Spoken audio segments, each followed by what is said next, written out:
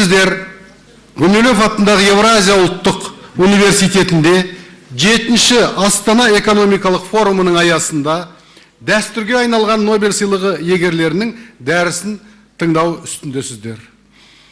Сіздер бүгін тағалдағы күндері Фин Кидланд, Эрик Маскин, Джордж Смут, Мухаммед Юнус сынды ірі ғылым қайраткерлері сіздердің алдарыңызда дәріс оқып, сіздерменен ой бөліседі. Құрметті білім алушы қауым, Нобель сыйлығының лауреаттары бір кезде сіздер сияқты жас, ізденгіш азаматтар болған ұмытпаңыздар. Бүгінгі дәрістегі ойлар, көтерілген мәселелер, ұсынылған тұжырымдамалар осы іс-шараны ұйымдастырушылар үшін ғана емес, дүниежүзіне танымал ғалымдар үшін де пайдалы.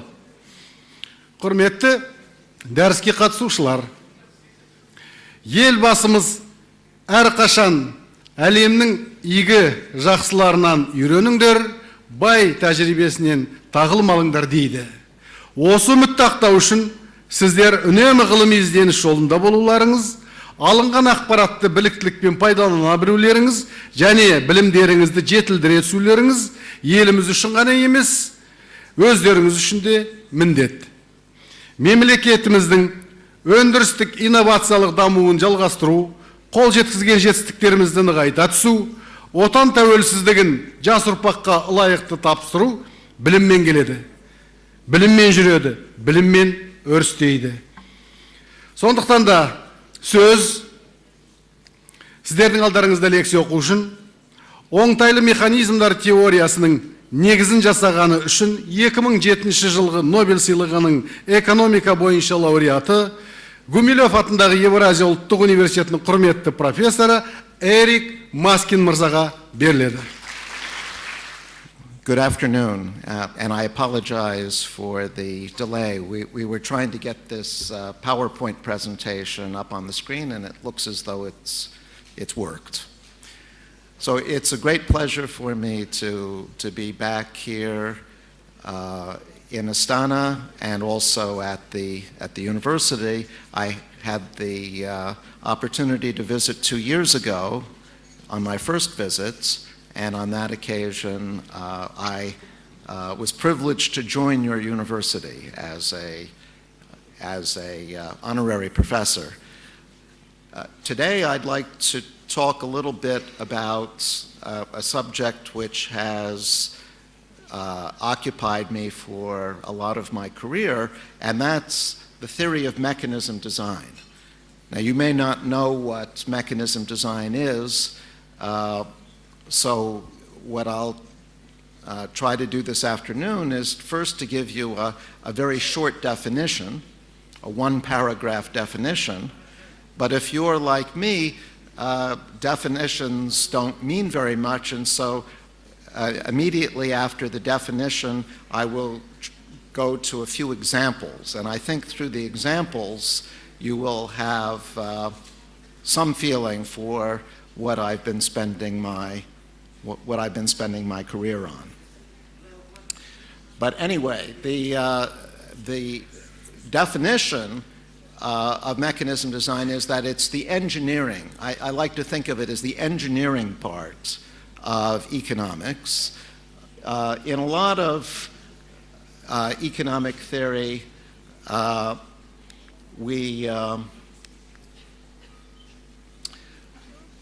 we take existing economic institutions and we try to predict the outcomes that those institutions generate. This is what's called the positive or predictive part of economic theory, and it's probably what 90% of economists do. But I'm interested in the 10% who do things differently. In mechanism design, we reverse the direction. That is, we start with the outcomes. We first identify the outcomes we would like to have. Those are our goals. And then we work backwards to ask whether we can build institutions, whether we can build mechanisms which would generate the outcomes that we want. And if we can do this, then we say that we have designed an optimal mechanism. And this is the normative or prescriptive part of economics. As I said, it's only maybe 10% of the subject, but it's the subject, part of the subject that I like the most. Okay, maybe this doesn't yet mean very much to you, so let me immediately go to a little example. And this is an example that may be familiar to you from your own family life. So let's imagine that you're a parent, you're a mother, and you have a cake that you want to divide between your two children, Alice and Bob. And your goal is to divide the cake in such a way that each child is happy with the piece that he or she is getting. So that means that Bob should think that he's got at least half the cake, and Alice should think that she's got at least half the cake. And we'll call this a fair division if we achieve it. And in many families, if you don't achieve a fair division, it's a disaster. So it may not sound like the most important problem in the world, but it may be the most important problem for a family. Now, how can the mother achieve a fair division? Well, if she knows that the children see the cake the same way that she does, there's a simple solution. She can just take a knife and cut the cake exactly in half from her point of view and give each child one of the pieces. And because she knows that they view the cake the same way as she does, this will be fair. Each child thinks that they've got half the cake. The problem is that typically children don't see things the way their parents do.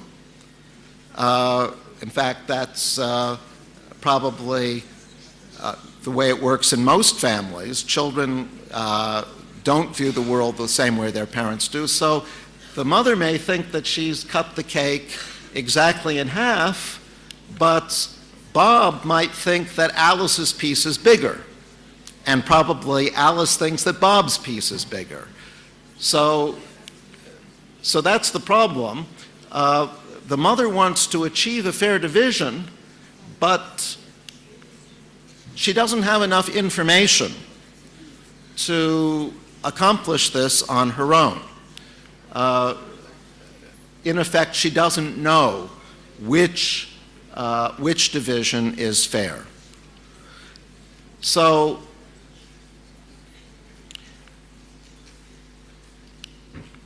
how can she proceed? The question is, does there exist a mechanism that will achieve a fair division even though she herself doesn't know what a fair division is? She doesn't have enough information to determine what a fair division is.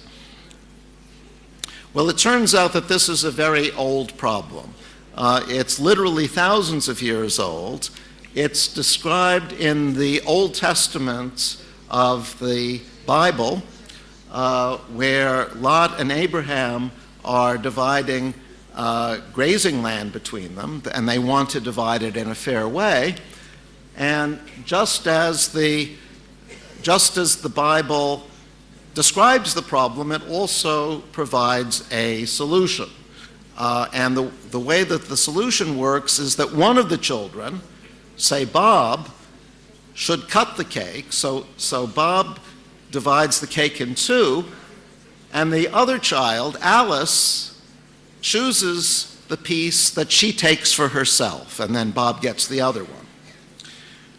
So I claim that this will result in a fair division. And the reason is that when Bob is cutting the cake, he has a strong incentive to cut it in such a way that the two pieces are exactly equal. Why? Because if one of the pieces is bigger, he knows Alice is going to take that one, and he'll be left with the smaller piece. So he's going to cut the cake so that whichever piece Alice takes, he's happy with the other one. And so that means that Bob will be happy, and Alice will be happy because she gets to choose her favorite piece. And so this simple divide and choose mechanism solves the problem. And it turns out that both children will be happy. Now, you may think of this as a very simple problem, and indeed it is very simple, but nevertheless, it illustrates an important principle. That is, that in this case, the mechanism designer, the mother, doesn't know what the optimal outcome is, the best outcome is in advance, and so she has to proceed indirectly through this mechanism, through this divide and choose procedure. Well, that principle applies very generally to mechanism design, that the mechanism designer doesn't have enough information to choose an outcome directly. The mechanism designer has to go through a mechanism. And furthermore, it illustrates the principle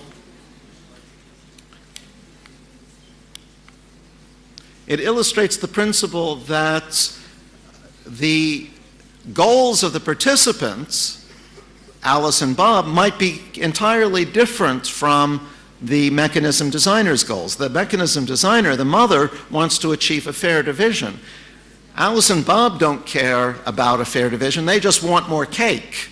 So their goals differ from the mechanism designers, and the mechanism has to take into account the participants' goals. In other words, it has to be compatible with their incentives.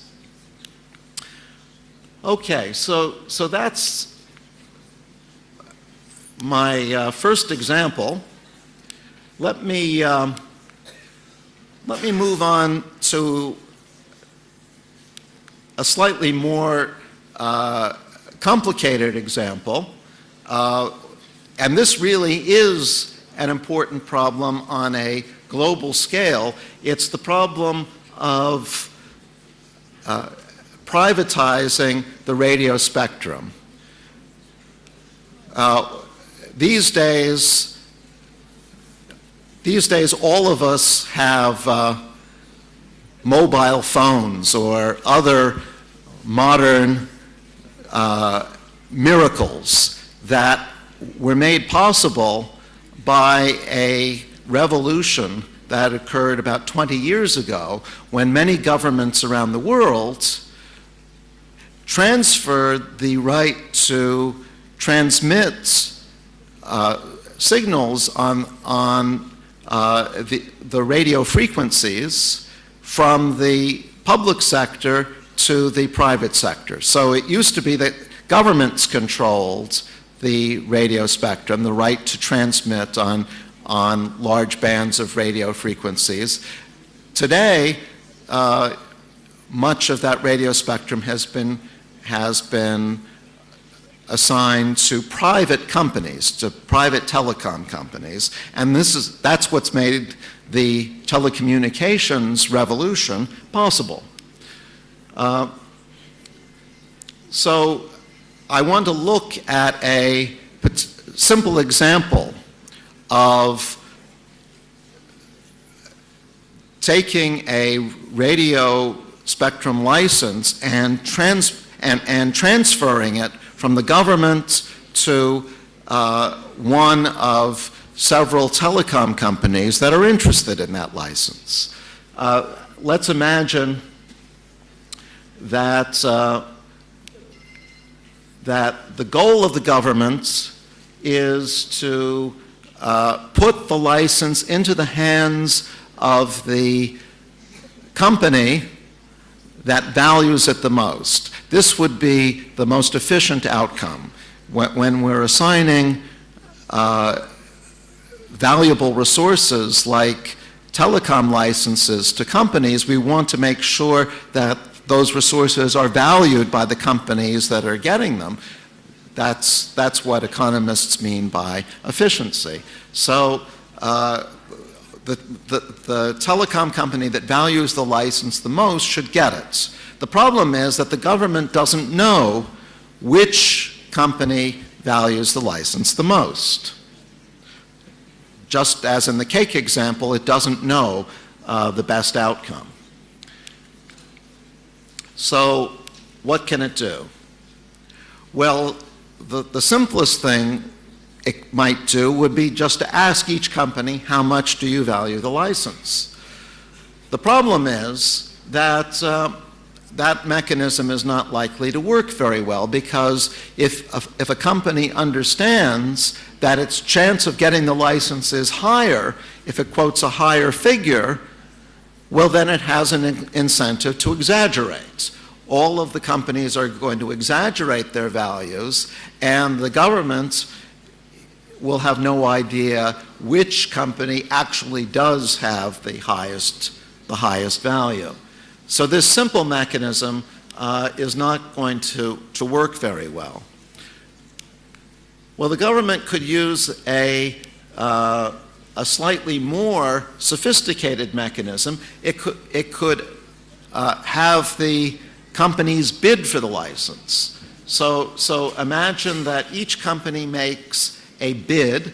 A bid is a statement of how much the company is willing to pay for the license, and then the company that makes the highest bid will be the winner, and the winner will pay its bid to the government. Well, this sounds like a better mechanism than the one I started with.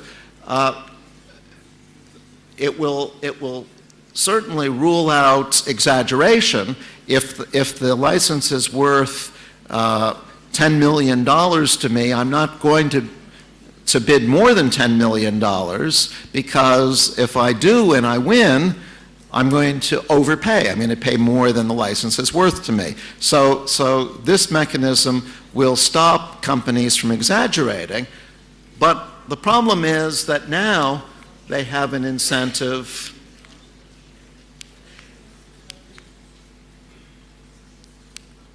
to underbid, to understate their values. And let me explain why that is. Suppose that a license is worth $10 million to a company. Well, if it bid $10 million,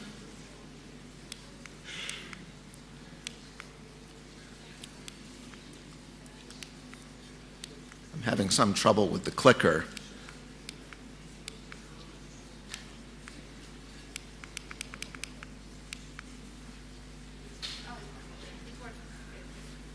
Okay.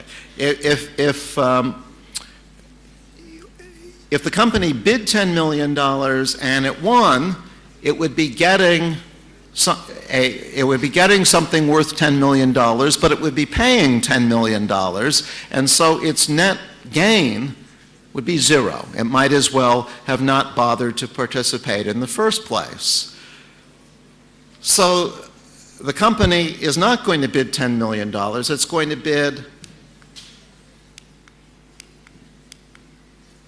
bid something less than that. I'm afraid that the clicker, yeah, there it goes.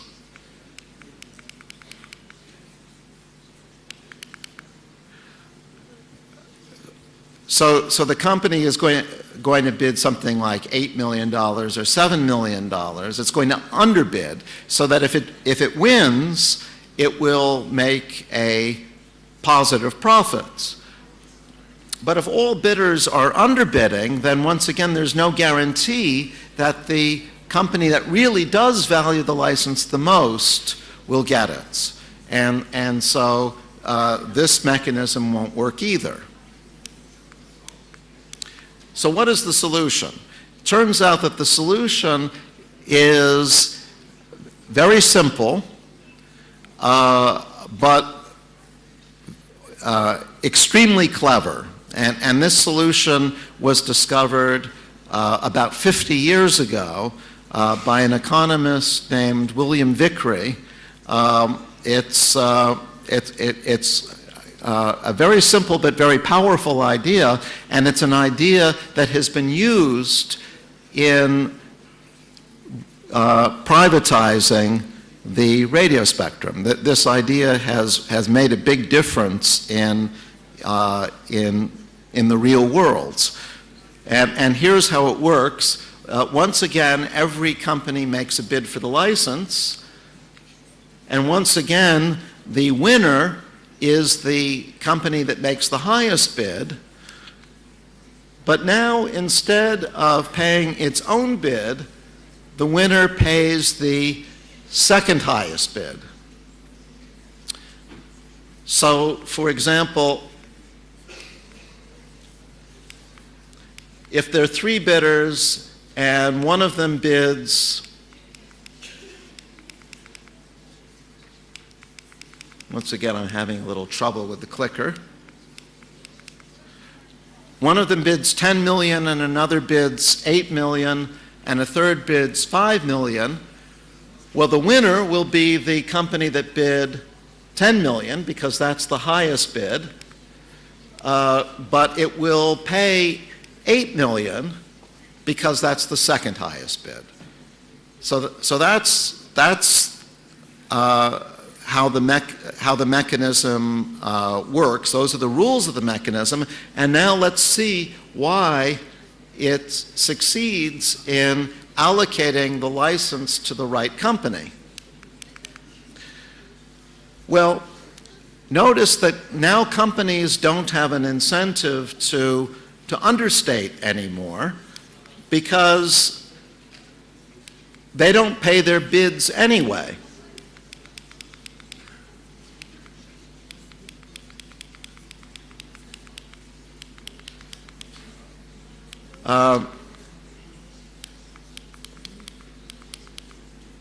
You know, I'm having so much trouble with this clicker, I think I'm just going to abandon the presentation and I'm going to just talk you through it.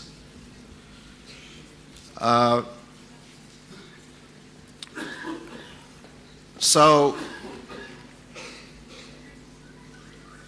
companies are not going to understate anymore because they don't pay their bid anyway. And in fact, if you do understate, you might lose the license altogether. Suppose the license is worth 10 million to you, but you bid 8 million. Well, the problem is that some other company might bid 9 million, in which case you will be outbid. You will lose the license. Whereas if you had bid 10 million, you would have won, and you would have had a nice $1 million profit, 10 million minus 9 million. So underbidding is not a good idea. It doesn't get you anywhere, and in fact, if you do underbid, you run the risk of losing the license altogether. So you're not going to underbid, and you're also not going to overbid. If the license is worth 10 million to you and you bid 12 million, well, you will beat a bidder who bids 11 million, it's true, but you don't want to win under those circumstances because you have to pay 11 million. And 11 million is too much. It's only worth 10 million to you. So you don't want to underbid, you don't want to overbid. In fact, the best strategy to follow is to bid exactly $10 million. But if all companies are bidding exactly what the license is worth to them, then the winner will be the company that values the license the most. And so in that example too, we will achieve the government's goal, the mechanism designer's goals, indirectly through a mechanism, even though the government didn't know in advance which company valued the license the most. Well, I've given you two examples of mechanism design, but I could have given you a lot more. And in fact, there are some big problems that the world faces, which are essentially mechanism design problems. Now, these problems haven't been solved entirely, but I'm willing to bet that when they are solved, mechanism design will play a big role. Let me mention two of them. One is the problem of climate change. We're all aware that the Earth is getting warmer, and that we are responsible for that by emitting greenhouse gases like carbon dioxide into the air. So we know what the problem is. We also know what the solution is, which is to stop emitting so much carbon dioxide. The problem is that no individual country on its own will want to make carbon reductions, carbon dioxide reductions on its own, because it's expensive to make those reductions. You have to adopt different technologies, you have to shut down outmoded factories, you may have to change the sort of manufacturing processes you use. Each country would like the other countries to reduce their carbon emissions, but it doesn't want to make these reductions itself. So how do you overcome the incentive of each country to continue to emit a lot of carbon? Well, you try to design an international treaty in which all the countries, or most of the countries of the world, agree to reduce their carbon emissions in exchange for other countries making the same promise. So I promise to reduce carbon because I know that you're going to reduce your carbon, and vice versa. That's what an international treaty can accomplish, but how can we design an international treaty that all the countries of the world are willing to actually sign? Well, that's a mechanism design problem. That's a problem very much like the cake problem or the telecom problem. We don't exactly know what that international treaty is going to look like. Perhaps some of you in the audience will be involved in designing that treaty, but we know that when it is designed, it's going to use the principles of mechanism design. Let me mention one more important application of mechanism design, and that's to the financial sector. About 6 years ago, the world experienced a terrible financial crisis. And that was a crisis that was brought about because of a failure to regulate financial institutions properly. Banks, I'm afraid it was primarily American banks, were taking on too much risk. They were borrowing too much money from other banks. That's called leverage. So they were taking on too much risk, they were taking on too much leverage, and so when one bank failed, lots of banks failed. Yeah. Yeah. Right. The question is, how to stop that from happening again? Well, the answer is a good regulatory system. But the principles of good regulation are the same as the principles of designing a good cake cutting mechanism or the principles of designing a good telecom license allocation mechanism. They have to take into account the incentives of the participants themselves, the banks. We don't yet have this ideal regulatory system in place. I have some optimism that we will, and once we have that in place, I can assure you that it will be mechanism design people who have contributed to the solution. So with those two examples for the future, climate change and financial regulation, let me stop and thank you for your attention.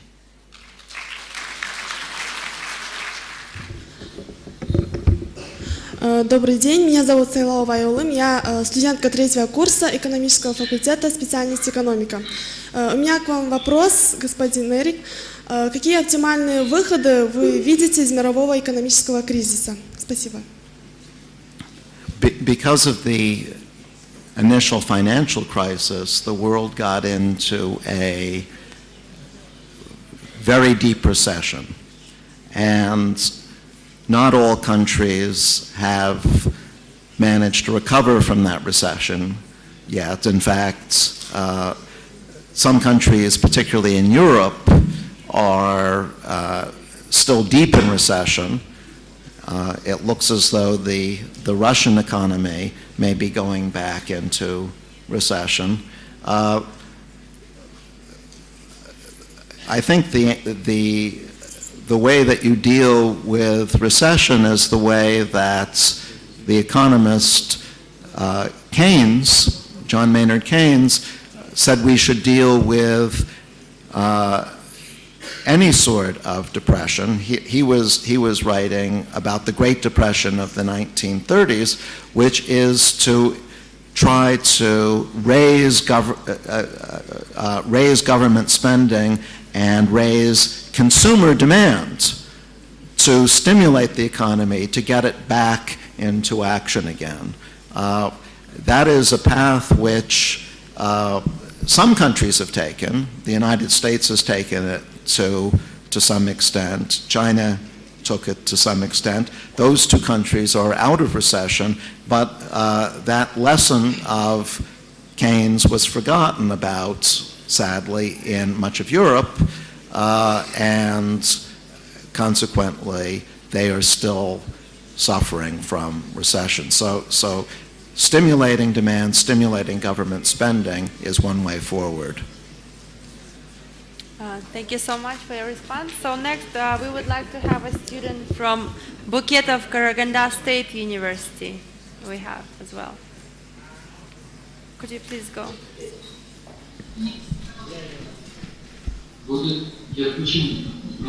Dear Mr. Maskina. Oh, we have, it's a telemost.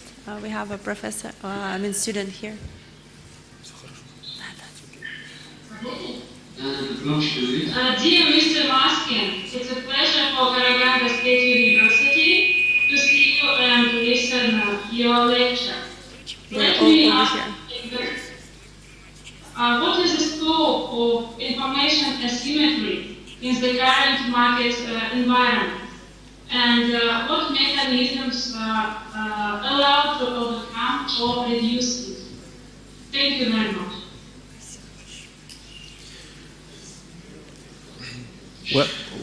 Well, information asymmetry is particularly severe in financial markets.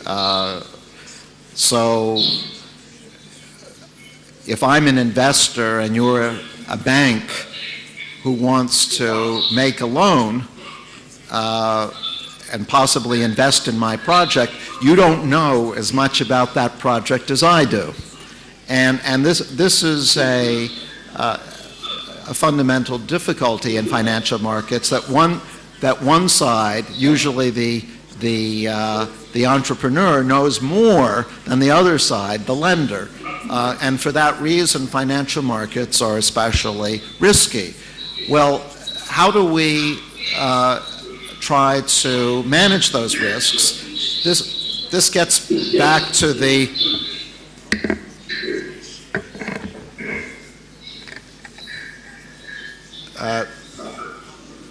this gets back to the.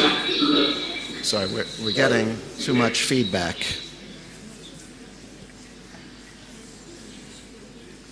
Okay, it's working now.